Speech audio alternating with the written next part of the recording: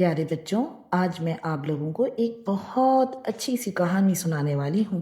کیا آپ سب تیار ہیں؟ چلیں کہانی سنتے ہیں۔ ہرے بھرے لہلہاتے کھیتوں کے درمیان احمد اپنے امی ابو کے ساتھ ایک خوبصورت گاؤں میں رہتا تھا۔ احمد کے والد نے اس سال قربانی کے لیے ایک خوبصورت اور سفید رنگ کا بچھڑا خریدا تھا۔ احمد نے اس کا نام چاند رکھا کیونکہ اس کی پیشانی پر چاند جیسا سفید نشان تھا۔ پیارے بچوں، عید میں ابھی 2 ہفتے باقی تھے اور ان 2 ہفتوں میں احمد اور چاند کی اتنی گہری دوستی ہو گئی کہ احمد اپنا سارا وقت اس کی دیکھ بھال میں گزارتا۔ وہ اس کے لیے اپنے ابو کے ساتھ جا کر خود چارہ لے کر آتا، اس بات کا خیال رکھتا تھا کہ چارہ صاف ستھرا ہو تاکہ چاند بیمار نہ ہو جائے۔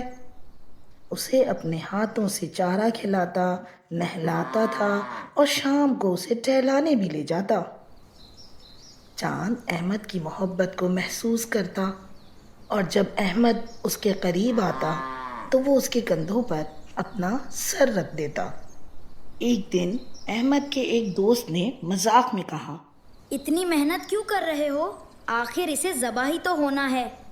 احمد کچھ دیر خاموش ہو گیا اور سوچ کر اس نے اپنے دوست کو جواب دیا، میرے ابو اور دادا جان کہتے ہیں کہ جس جانور کو ہم اللہ کی راہ میں پیش کریں وہ بہترین حالت میں ہونا چاہیے۔ محبت اور خدمت ہی اصل خوبصورتی ہے۔ مگر بچوں، جیسے جیسے عید قریب آ رہی تھی احمد کا دل اداس ہونے لگا۔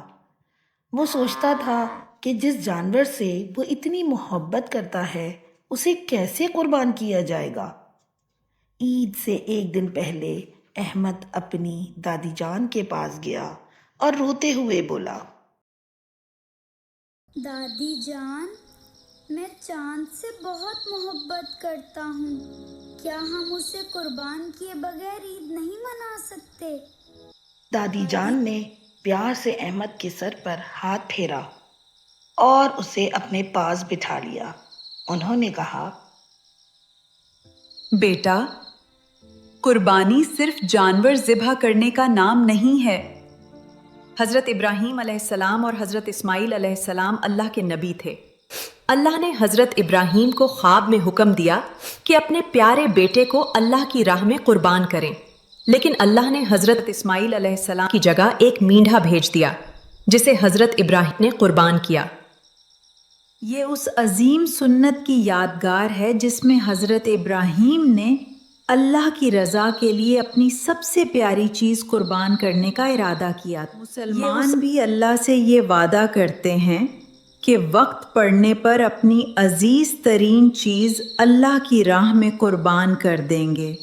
اللہ کو گوشت نہیں، بارے دل کا تقوی اور خلوص پہنچتا ہے۔ دادی جان، میں سمجھ گیا۔